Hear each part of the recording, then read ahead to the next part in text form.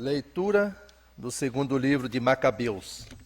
Eleazer era um dos principais doutores da lei, homem de idade avançada e de venerável aparência. Quiseram obrigá-lo a comer carne de porco, abrindo à força sua boca. Mas ele, preferindo morrer gloriosamente a viver desonrado, caminhou espontaneamente para a tortura da roda, depois de ter cuspido o que lhe haviam posto na boca. Assim deveriam proceder os que têm a coragem de recusar aquilo que nem para salvar a vida é lícito comer. Os encarregados deste ímpio banquete ritual, que conheciam Eleazar desde muito tempo, chamaram-no à parte e insistiram para que mandasse trazer carnes cujo uso lhe era permitido, e que ele mesmo tivesse preparado, apenas fingisse comer carnes provenientes do sacrifício, conforme o rei ordenara. Agindo assim, evitaria a morte. Aproveitando esta oportunidade que lhe davam, em consideração a velha amizade. Mas ele tomou uma nobre resolução, digna de sua idade, digna de prestígio de sua velhice, dos seus cabelos embranquecidos com honra, e da vida sem mancha que levara desde a infância. Uma resolução digna, sobretudo, da santa legislação, instituída pelo próprio Deus. E respondeu coerentemente, dizendo que o mandassem logo para a mansão dos mortos. E acrescentou: usar desse fingimento seria indigno de nossa idade. Muitos jovens ficariam convencidos de que Eleazar, aos 90 anos, adotou as normas de vida dos estrangeiros. Seriam enganados por mim, por causa do fingimento que eu usaria, para salvar um breve resto de vida. De minha parte, eu atrairia sobre minha velhice a vergonha e a desonra, e ainda que escapasse por um momento ao castigo dos homens, eu não poderia, nem vivo, nem morto, fugir das mãos do poderoso. Se, pelo contrário, eu agora renunciar corajosamente a esta vida, vou mostrar-me digno de minha velhice, e deixarei aos jovens o nobre exemplo de como se deve morrer, com entusiasmo e generosidade, pelas veneráveis e santas leis. Ditas estas palavras, caminhou logo para o suplício. Os que o conduziam transformaram em brutalidade a benevolência manifestada pouco antes, e consideraram loucas as palavras que ele acabara de dizer. Eleazer, porém, estando para morrer sob os golpes, disse ainda entre gemidos: o Senhor, em sua santa sabedoria, vê muito bem que eu, podendo escapar da morte, suporto em meu corpo as dores cruéis provocadas pelos açoites, mas em minha alma suporto-as com alegria, por causa do temor que lhes tenho. Assim Eleazer partiu desta vida. Com sua morte deixou um exemplo de coragem e um modelo inesquecível de virtude, não só para os jovens, mas também para toda a nação. Palavra do Senhor. Graças a Deus.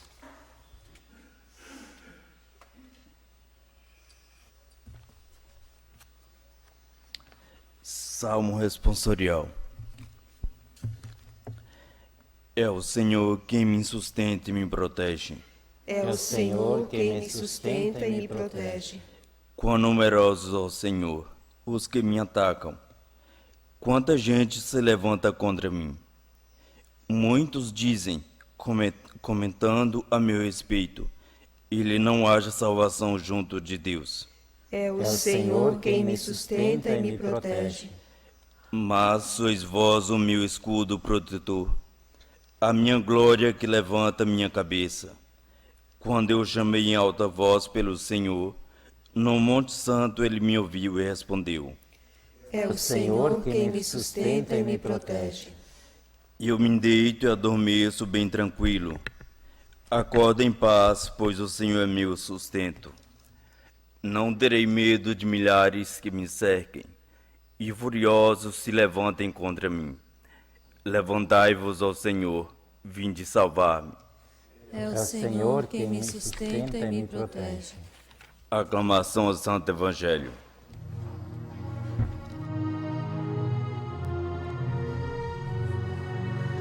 Vai falar no Evangelho, Jesus Cristo, aleluia. Sua palavra é alimento que dá vida, aleluia. Glória a ti, Senhor,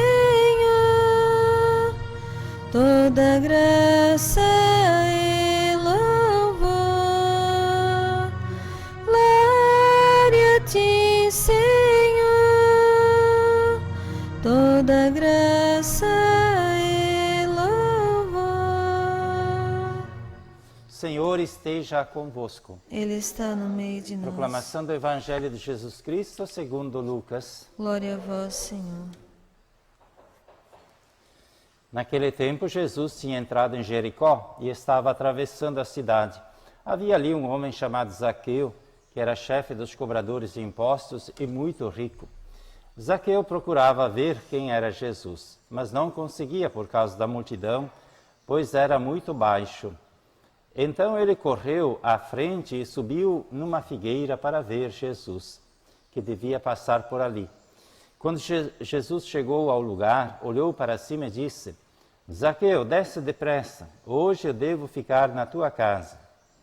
Ele desceu depressa e recebeu Jesus com alegria. Ao ver isso, todos começaram a murmurar, dizendo: ele foi hospedar-se na casa de um pecador.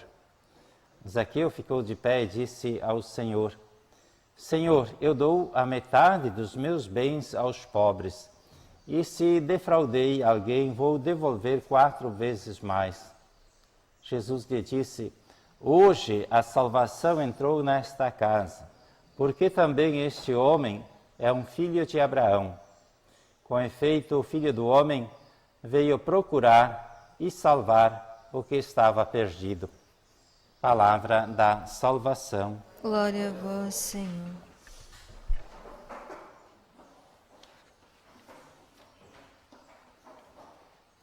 Ficar um pouco em silêncio, colhendo esta palavra, Santo Evangelho, Jesus que vai no meio dos pecadores para salvá-los, é a misericórdia de Deus, né?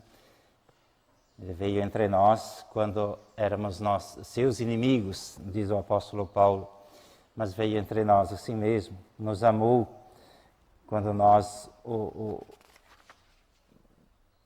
blasfemávamos contra Deus, isto é, fruto do pecado, nascidos do pecado por causa de Adão e Eva. E Deus vem entre nós, ou no meio dos pecadores, justamente para nos salvar. Ele quer salvar a todos. E isso custa um preço, né? Sabemos que Jesus pagou um preço alto, mas tudo ele fez por amor, né? Porque ele nos amou e ama cada alma, cada criatura sua, e entrega a vida para salvar, mesmo que seja um só. E assim os santos mártires, missionários, hoje lembramos os mártires lá do Rio Grande do Sul, da região das missões, Roque Gonzalez e os outros deram a vida para aproximar esses indígenas a Jesus, aproximar de Jesus, né? Isto é, para levarem a salvação de Nosso Senhor para eles, enfim, grandes missionários. Então é isso o preço também da missão, do amor, muitas vezes é a perseguição, né? Quem ama é passível de sofrer justamente da parte do mal, do inimigo, né? Porque o inimigo é ódio, então ele não quer o amor, é trevas, não quer a luz, é guerra, não quer a paz, né? O reino de Deus que Jesus veio trazer sofre violência e Jesus diz: só os violentos o conquistam, isso é, aqueles que perseveram, que são capazes também de sofrer. Então, a exemplo dos santos mártires lá do Rio Grande do Sul, vamos ficar um pouco em silêncio e pedir também a Nosso Senhor a graça da perseverança nesta missão, na ação, isto é, estarmos na igreja da obediência, mas também no trabalho missionário, sempre tendo presente a tantos irmãos que Deus quer salvar, então fazer o possível, como fez Jesus, mesmo estando no meio dos pecadores, justamente para ajudá-los a se encontrarem com Jesus e encontrarem a salvação.